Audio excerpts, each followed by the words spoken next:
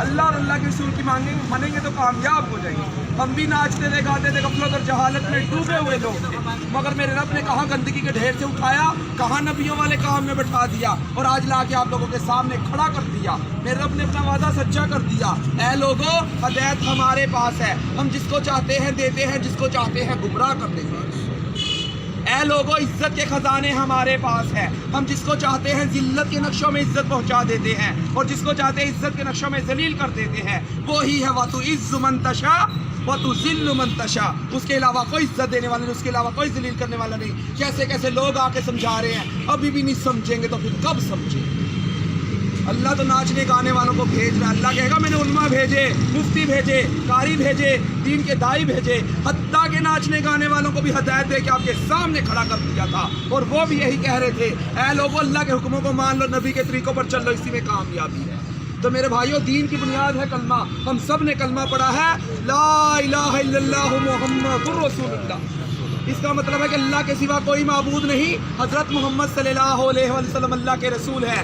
وہ معبود برحق جس کی ہم عبادت کرتے ہیں وہ اللہ ہے، جس کے آگے ہم سجدہ کرتے ہیں وہ اللہ ہے، جس نے ہمیں ماں کے پیٹ میں رزق دیا وہ اللہ ہے، جس نے ہمیں دنیا میں بھیجا ہے وہ اللہ ہے، جو ہمیں دنیا میں رزق دے رہا ہے وہ اللہ ہے، جس کی طرف ہم نے لوٹ کر جانا ہے وہ اللہ ہے، جو پہاڑوں کا نظام چلا رہا ہے وہ اللہ ہے، جو سمندروں کا نظام چلا رہا ہے وہ اللہ ہے، جو تخت الثرا سے لے کر عرش معلیٰ کا نظام چلا رہا ہے وہ ایک اللہ تعالیٰ ہی کی ذات ہے۔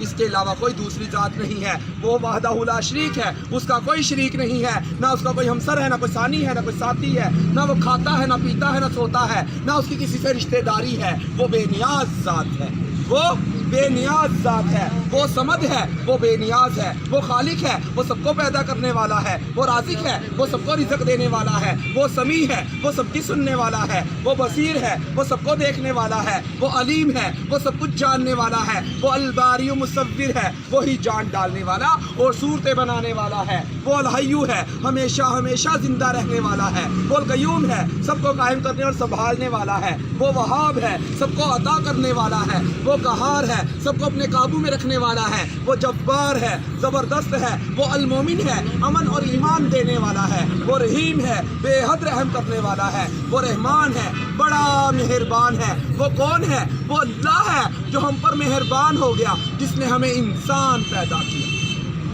جس نے ہمیں انسان پیدا کیا۔ لوگوں نے ہمیں ہجڑا کہا، خسرا کہا، کھدڑا کہا، کنجر کہا، مگر میرے رب نے کہا جیسا کیسا تیسا ہے، میرا ہے، میں نے بھیجا، انسان بنایا اور قرآن پاک میں قسمیں اٹھا اٹھا کر لوگوں کو بتایا، والتین والزیتون وطور سینین وہذا البلد الامین۔ اللہ کہہ رہا ہے قسم ہے انجیر اور زیتون کی، قسم ہے صحرائے سینا، طور کے پہاڑ کی۔ حضرت موسیٰ علیہ السلام والا جدھر اللہ سے ہم کلام ہوا کرتے تھے، پھر کہہ رہا ہے اس امن امان والے شہر یعنی مکہ معظمہ کی، پھر کہا لقد خلقنا الانسان فی احسن تقویم، کہ ہم نے انسان کو خوبصورت پیدا کیا۔ تو پھر ہم کون ہوتے ہیں انسانوں میں کمیاں دیکھنے والے، اپنے رب کی تخلیق کی ہوئی چیزوں میں کمیاں نوٹ کرنے والے؟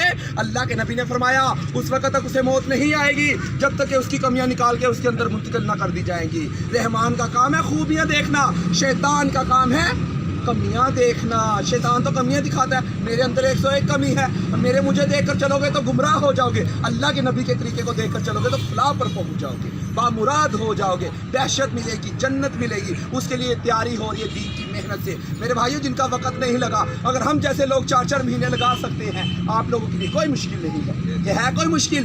اگر آپ لوگ نہیں کام کرو گے پھر اللہ ہم جیسے کو ہدایت دے کہ ہم سے دین کا کام لے رہا ہے۔ اللہ تو کسی کا محتاج نہیں ہے، ہم سب اللہ کے محتاج ہیں۔ قرآن پاک میں پڑھ رہے ہیں نا، الم تر کیف فعل ربک باصحاب الفیل، کیا تمہیں معلوم نہیں، کیا تم جانتے نہیں تمہارے رب نے صحاب فیل کے ساتھ، ہاتھیوں کے لشکر کے ساتھ، ابرہ کے لشکر کے ساتھ کیا معاملہ کیا؟ پرندوں کے ذریعہ، ابابیل کے ذریعے ہلاک کیا اور بیت اللہ شریف کی حفاظت فرما کر دکھائی۔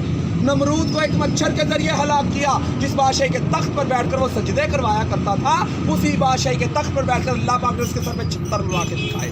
حضرت ہود علیہ السلام کی قوم عاد جو کہتی تھی میں بڑی طاقتور قوم ہوں، حضرت ہود علیہ السلام نے کہا اے قوم یہ جو تمہیں طاقت دی ہے اللہ نے دی ہے، اصل طاقت تو اللہ کی ہے، اللہ کو مانو، کیوں غرور کرتے ہو، کیوں تکبر کرتے ہو، کیوں گھمنڈ میں ہو؟ مگر ان قوم والوں نے نہ مانا، اللہ نے ایک ہوا چلائی، پٹک پٹک کے مارا، ایسے پڑے تھے جیسے کھجور کے تن کے بکھرے پڑے۔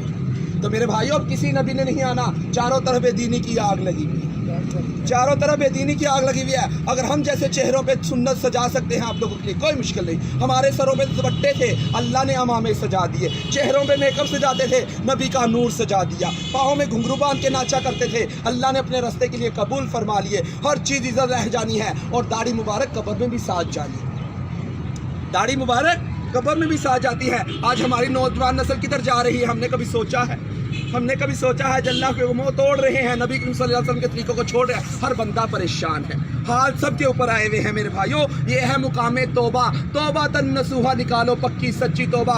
या अल्लाह मैं तेरे हुक्मों को मानूंगा, तेरे नबी के तरीकों पर चलूंगा तो मुझे माफ़ फरमा ले और मुझे अपने दीन की आली मेहनत के लिए कबूल फरमा ले। तो इंशाल्लाह सारे कोशिश करेंगे ना, इंशाल्लाह 4-4 महीने लगाएंगे ना, इंशाल्लाह।